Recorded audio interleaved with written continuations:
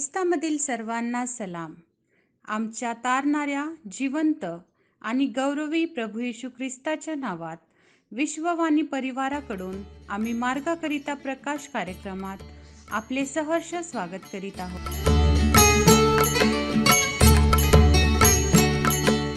जय जय जगदीशा, जगाला तुझी मात्र आशा. जय जय जगदीशा, जगाला तुझी मात्र आशा. जय मंगल धामा, जगावर तुझा मात्र प्रेमा. जय जगदाधारा, जगाला तुझा मात्र थारा. जय जय विश्वपते, जग हे तुझी वाट बघते. तुझी मात्र सेवा घडू दे जगामध्ये देवा. तुझे राज येवो जगिया, स्वर्ग उभारा हो. तुलाच वंदन घे, अमुचे वैभव तू अवघे. तुझ्या मात्र चरणी रमू दे सहर्ष दिन रजनी.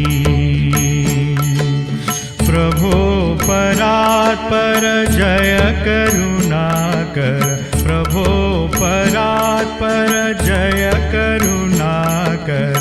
जय जय जय बाबा, जय जय जय पुत्रा. जय जय जय आत्म्या. जय जय जगदीशा, जगाला तुझी मात्र आशा. जय जय जगदीशा. आजच्या म्हणण्यासाठी देवाचे वचन इर्मयाचे पुस्तक ह्याचा 30वा अध्याय 18 ते 22 ही वचने. इर्मया अध्याय 30 18 ते 22 ही वचने. परमेश्वर म्हणतो, मी याकोबाच्या डेऱ्याचा बंदिवास उलटवीन, मी त्याच्या वस्तीस्थानावर दया करीन. नगर पुन्हा त्याच्याच टेकडीवर बांधतील आणि राजवाड्यातून पूर्ववत वस्ती होईल. त्यामधून उपकार स्मरणाचा व आनंदोत्सव करणाऱ्यांचा शब्द उठेल. मी त्यांची संख्या वाढवीन, ती अल्प होणार नाही. मी त्यांचे गौरव करीन, म्हणजे ते शूद्र असावयाचे नाहीत. त्यांच्या मुलांची स्थिती पूर्ववत होईल. त्यांची मंडळी माझ्यासमोर स्थिर राहील. त्याचवर जुलूम करणाऱ्यास मी शासन करीन. त्यांचा पुढारी त्यांच्यातलाच होईल.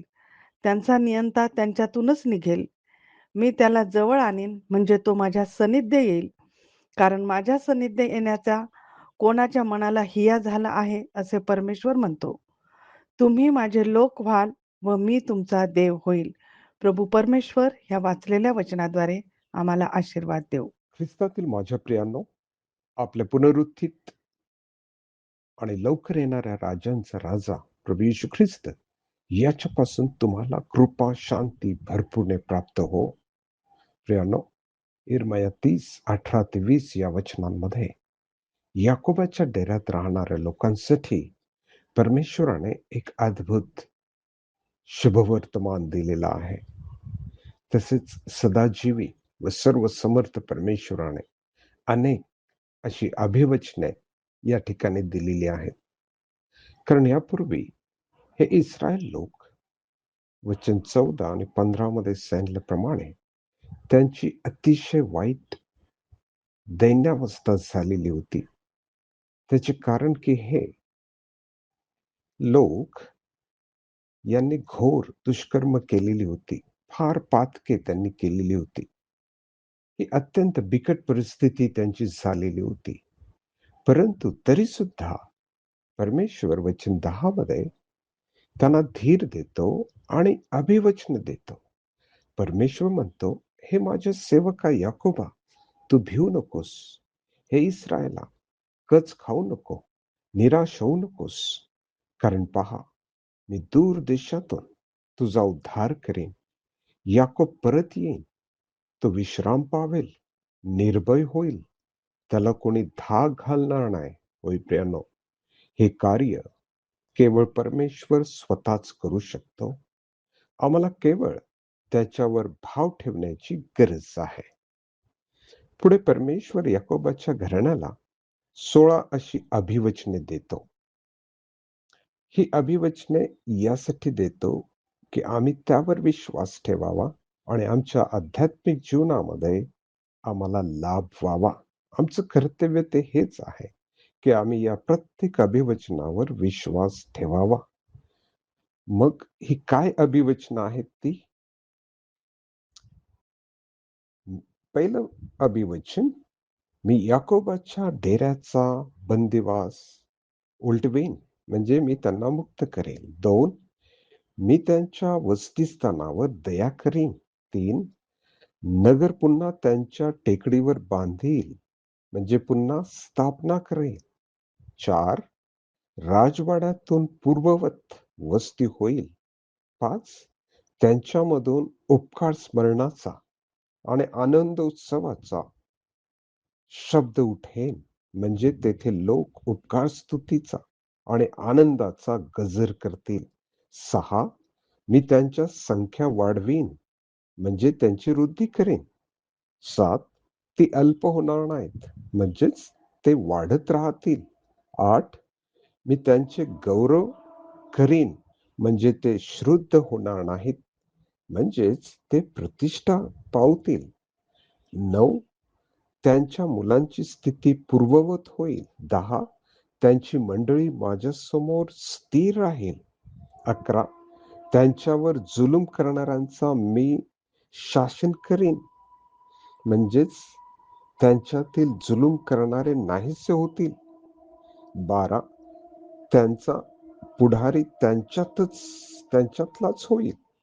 13, त्यांचा नियंता त्यांच्यातूनच निघेल.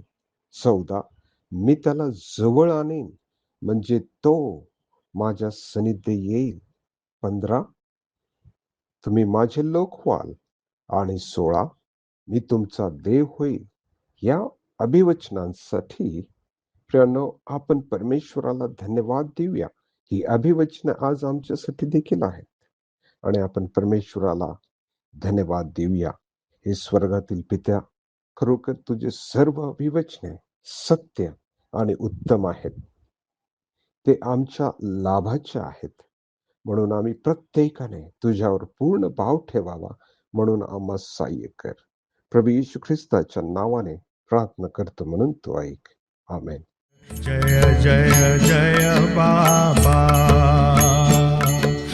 जय जय जय पुत्रा, जय जय जय आत्म्या, जय जय जगदीशा, जगाला तुझी मात्र आशा.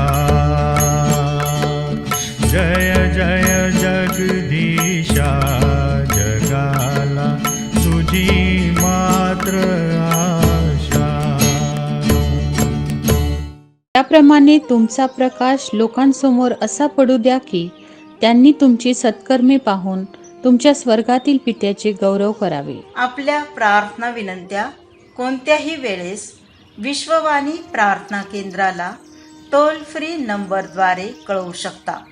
आमचा टोल फ्री नंबर 1-800-2700-333.